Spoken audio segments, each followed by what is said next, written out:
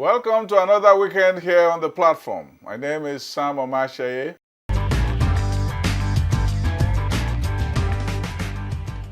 So many are antsy, so many are angry, but so few know what Ruga will wreak when it spins into a reality in the South.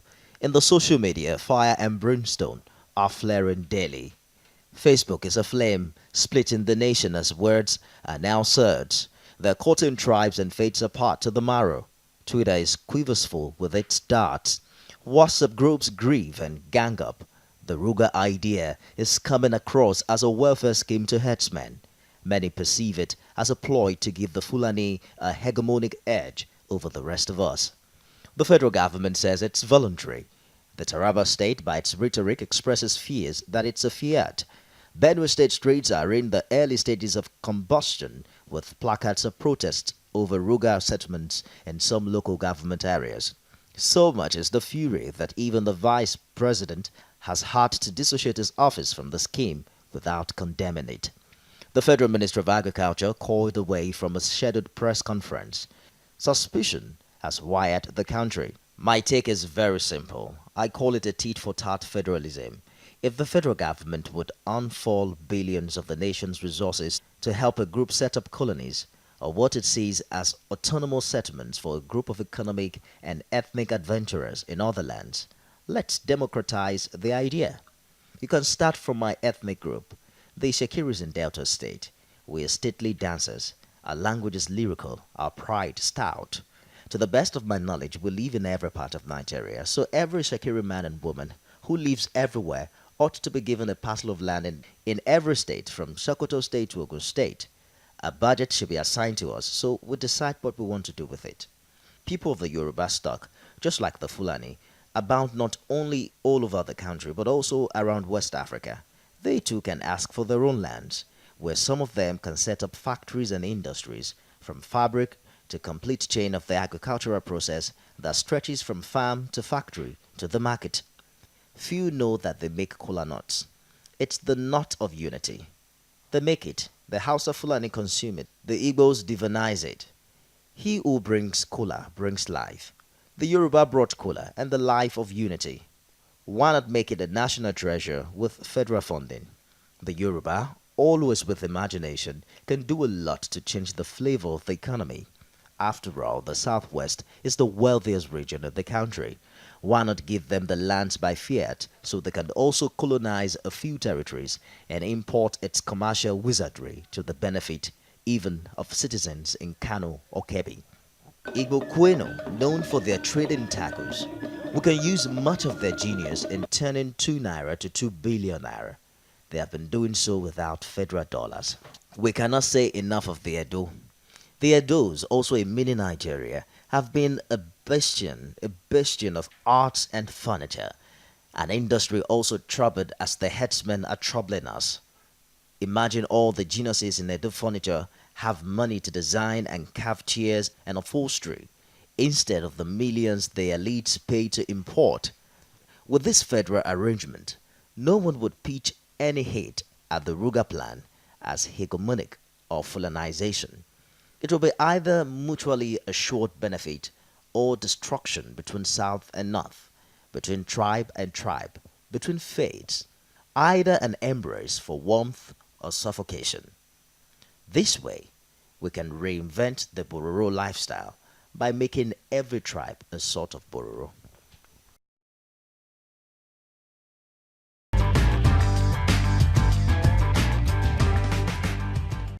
People have said, well, the APC won the presidential elections, and that was a good thing. And it was not so much. By a certain reckoning, they said it's not so much. It was not so much that it was because they loved the APC presidential candidate Muhammadu Buhari more, but that PDP did not get a better choice, and that Buhari won by default.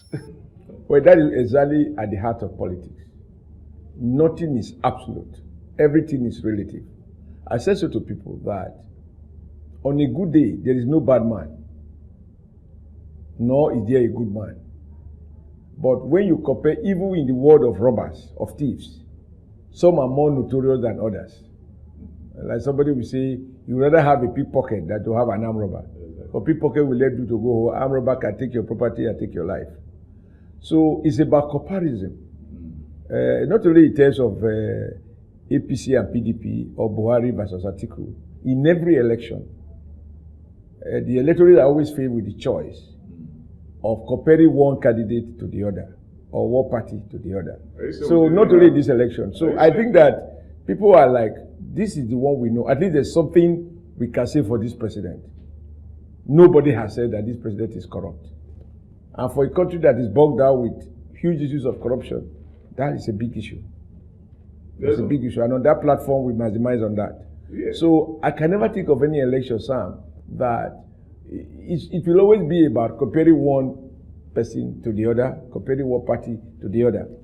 So it is relative, not absolute. What people were saying was not so much that you're comparing one to the other. They were saying that they were both bad candidates, and one. Even if you want to, I'm not sure that I agree with you on that. But even if you were to use the unfair classification of bad, something can be bad, and yet some other thing can be worse. So, however you put it, one was better than the other. It depends on your choice of words. Whether you say one was worse than the other, as you prefer to put it, or I will say one was better than the other. So Shakespeare said that nothing is good or bad, but thinking makes it so. So I can't add more. You can't add more. Well, people also say that, the state of the country, you made a point about, we cannot get the economy working overnight. People have consistently said that the APC as a party, its leadership and that of the government, they are emphasizing corruption at the expense of the economy, which is putting bread and butter on the table. No, but it's a poor comparison. It is not a choice between working on the economy and fighting corruption. They are inseparable, because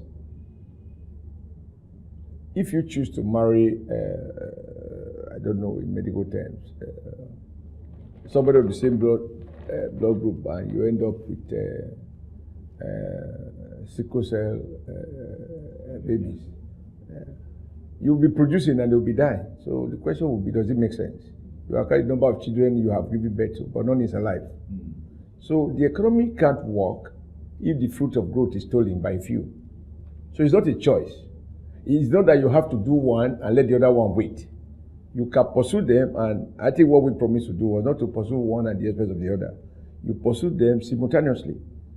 In any case, it is difficult, if not impossible, for example, to achieve sustainable growth and development, attract domestic and foreign investors if you don't eliminate corruption in the system.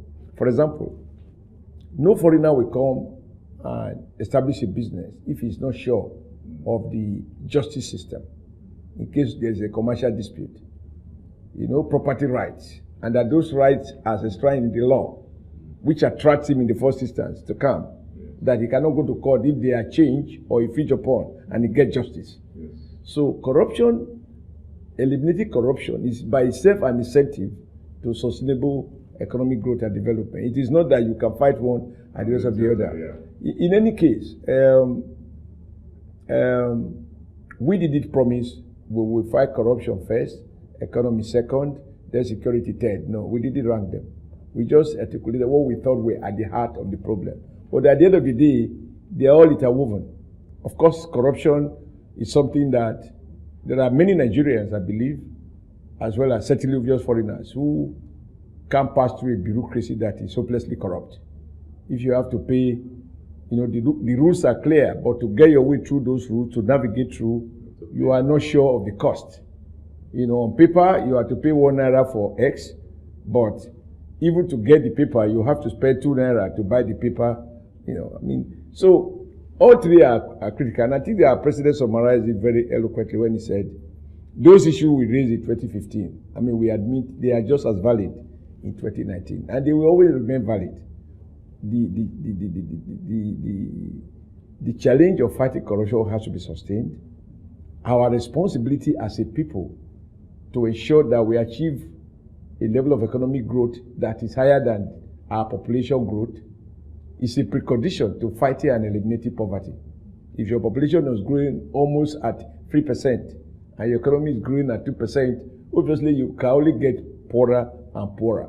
You have to grow at least 2, 3, 4, 5% over and above your population growth rate for more prosperity to be generated, to take care of the additional amount that you have to feed, and for people to experience a better quality of life, at least in terms of the greatest number of our citizens. So I think that whatever anybody wants to say, there's no overemphasizing the fact that we have to do a couple of things differently this time around. We must fix power, we must find solution to it. What's going to be different? Everything has to be done differently. For example, I believe, now this is my view, I believe that we need to revisit certain economic fundamental, basic infrastructure. Now, power, 4 years down the line, we can't continue in the way it has been. No. I want to believe that going forward, we need to review whether these present policies are working. I have my huge reservation because PDP created it, we inherited it. You are talking but about in the second you are term, talking about the structure of the discos and the structure of the gencos and all of that. The way they were privatized and the capacity of those who bought them and the way they are managed and all that. The distortion between, when you hear we are generating X, but we can't transmit. Yes. It doesn't require, it's common sense. Why should you be able to, you should be able to transmit. No one should tell you that there's food in the kitchen, but sorry, we are not able to take it to the dining table. The key Now, if if the food is just in the kitchen, and now I don't have access to the kitchen, I'm leaving to the dining table, you can't get it there, it's a story. So I think there are a couple of things we need to do differently. I think we also need to revisit, for example, people have monetary policies. CBN is independent, all right, but I have my own question. Why should we be borrowing in double digits, which increase the cost of servicing our domestic debt, and also pricing money out of each of very poor people who want to invest? There are a couple of things I think we need to have a frank conversation going forward. Am I looking at Adams, the labor man talking now? I will always be labor man. Don't ever make, Sam, one thing must be clear. I can only be who I am. I'm not about to copy new tricks, nor imbibe new values, just because I am chairman of a governing party. I think those who elected me to this position knows that I'm not going to borrow anybody's style. I'm going to be myself and deploy my style. It may not coincide with everybody's expectation, but I can only be myself. Because this president believes that the economy should work for the majority of the people, not survival of the fittest. This president is not a free marketeer. He believes that the state has a role to play to ensure that the economy works for the people. Of course, he recognizes the legitimacy of private capital and the need to encourage private investment, but not to just have an economy that produces few billionaires and pauperized majority. So, talking of partnership, the party and the president, we share the same ideology in terms of pro-poor, pro-masses, pro-people. If anybody's going to go carry placards, it will be the conservative within the party, not me. Okay. Now, people have talked about your leadership style in the APC and so on. Would you take us through what is your style compared to what others have done in party management in the country? Like I tell people, I think anybody who knows me well, and I think those I work with, many knows me very well. I have not just been discovered. Anybody who knew me when I was president of NLC can predict my position on any issue. And at my age, it's difficult to learn new tricks. It's absolutely impossible for me to try to be different. And I cannot borrow other people's style. That's why when I watch some analysts and commentators on television, sometimes I just smile. Oh, it can't be like this. It should be less combative. It should be, because that is what you are used to. I am not a conservative element. I am a change agent. I want to keep driving changes, and it requires courage. And I know that when you drive changes, the beneficiaries of status quo will fight, because you are going to take away from them what they have always taken for granted. And you don't expect them not to fight back. So you must make provision for that. But you must find comfort in terms of those who benefit, are they the majority? The unfortunate in this environment is that when you do what you have to do in order to protect the system, those who are happy don't go to address press conference to say, we are so happy that this is happening.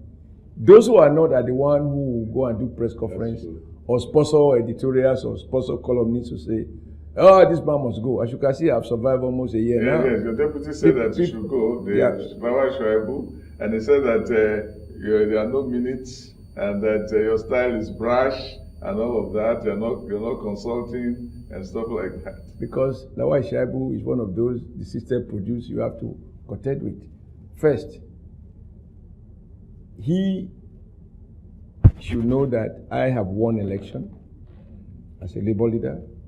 I superintended over the largest non-governmental mass organization in Africa, the Nigeria Labour Congress, and have used the instrument of persuasion, of negotiation, of mobilization to get Nigeria to rise against constituted authority on policies that I was convinced are wrong, and convince Nigerians that those policies are wrong and that they can stand and fight those policies. Yeah. I don't know what is Lawal's background. Now, when he talk of minute, it exposes his own ignorance. I didn't want to comment about it because, sir, is it chairman of a political party that write minutes? No. Look at the APC constitution and any party constitution or any organization, including the corporate world. Minutes of meetings are prepared by secretaries, by the secretariat, by company secretary, not by board chairman, not by party chairman. In government, it's done by secretary to government when you have ESCO meetings. So he exposed his ignorance. I believe in the National Assembly, if he's a senator, although senator for 2 years ahead, he should know that it is not the Senate president that write minutes. I guess they have a supplement within the National Assembly. But the truth of the matter is, if he wanted to indict the secretary or the secretariat of the APC, he should have done so. The truth is, we have minutes. In fact, we need minutes more than any other person because to take the kind of decisions we have taken, we have to have record of those minutes in case they are challenged in court. When God gave us courage to screen a minister out because he didn't have NYSC and he was boastful of it, we need minutes that this decision was taken. When we decided to suspend 3 governors, and this was decided by NWC, we need minutes to back it up. Like it has happened, one of them has gone to court. Yes. We need evidence that it is not Ushomole that suspended him. It's an organ. And evidence that that organs met and that there were deliberations on the issue. So Lawal is working for all kinds of people. There is nothing that exposes him more than the fact that he spoke about Mrs. Aisha Al-Hassan, the former Minister of Women Affairs, who we disqualified. But that is a lady who said, as minister, that the opponent or the PDP candidate is her godfather, and she is going to vote for him, and she will not vote for our president. Exactly. And we said, if you are going to vote for your godfather, who is a PDP, then we cannot give you a APC ticket. It doesn't make sense. We cannot mobilize people to vote for you while you are mobilizing people, including your own vote, for your own godfather, who is the opponent of our party. And we have to say, no, you can as well go there and join your godfather. And he said that the NWC didn't take that decision. I mean, well, but then he was just parading the views of PDP. So he tells you he has a PDP hat and he has PDP contractor. But those doesn't bother me. Truth is, those difficult decisions could not be taken without minutes. There was also the issue of your predecessor, you were talking about booby traps. Well, I think for me, it was unfortunate. I have no business criticizing my predecessor. Even when I was contesting the election, I said I'm contesting not because there is no leadership, but because a tenure has expired. And I'm contesting not because my predecessor didn't do anything right. No, I am contesting because I think there is room for improvement. The only thing that is constant is change. And I quoted Obama, who said, he just liked one word, better. Anything and everything can just be better. And once you can make it a little better than before, that is all that matters. It is not for me. I didn't come to criticize my predecessor. And to be honest, it was unfortunate that he chose to attack my person. It is people who responded to Atik Lawal, who in the process mentioned his name, which they could have avoided if you ask me. Because Lawal was deputy to Oyegu. Yes. And I can tell you in our minutes, in our first meeting, this same Lawal is on record, said this is the best NWC meeting that he has ever attended. That under the previous leadership, the way the meetings were being conducted was something that he was always ashamed of. So why did That, it change? look, that is the problem. People who are not stable in character, they can speak from both sides of their mouth.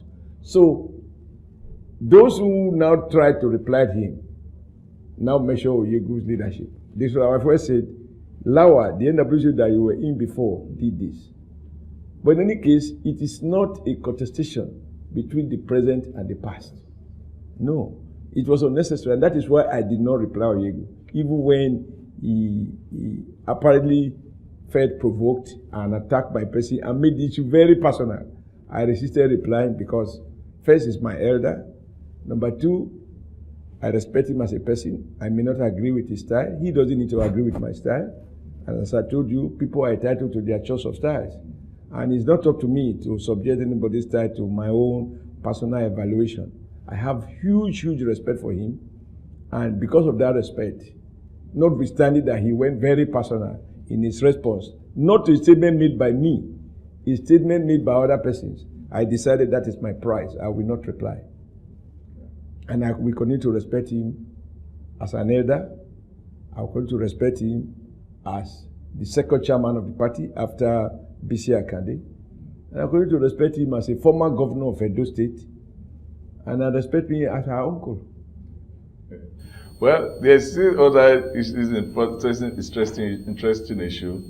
You now glow like party people, and as a chairman, you'll be the one in the forefront over the victory in the National Assembly, both the Senate and State House of Assembly. How are you going to make this assembly not a rubber stamp of the president or presidency? Because what it is that you need a little friction between the National Assembly so you don't have a situation where they become sheepish. No, I don't think this government needs a rubber stamp parliament. And I'm happy that the president, in his own congratulatory message to the Senate president and the speaker, pointed out that he doesn't deserve and he doesn't require a rubber stamp National Assembly. It is not even in the elected self-interest of APC for the parliament to rubber stamp anything from the executive. Because the executive is made up of human beings who are capable of making honest mistakes. And I might even say sometimes deliberate ones. Because the president presides over the country, he will soon have ministers. Prayerfully, that those ministers will be as committed as himself. And whatever policies he puts in place, those ministers will have input. God help him if he understands the motive behind each of the suggestions that will come before him. So if he has a helpful National Assembly that has what it takes to scrutinize everything that requires legislation, everything that requires appropriation, and he has a National Assembly that uses the power of oversight to truly monitor whether the funds appropriated and disbursed are actually used judiciously for the purpose for which they were made, they will be a huge partner to the president who wants to leave legacies behind. A rubber stamp parliament is a liability to any government. Even in my office, those I work closer with are those who argue with me. Because when they argue, I try to understand straight away what other people might say if these policies goes out. And when I have the benefit of hearing the argument against the position, then I advert my mind to it or moderate or adjust such that by the time I come out, I have looked at all possible reactions to it and I have my answers. So every leader that wants to succeed, you rather not surround yourself with members of clapping society who just clap for everything you do. No. This president doesn't need that. All right. That has been a very interesting and animated discussion with Adams Oshomole, as always. Thank you very much for being on this show. Thank you, sir, for having me. It's always a pleasure. Just before the program ends, I continue in a series of my poems Friday with Leah Sharibo.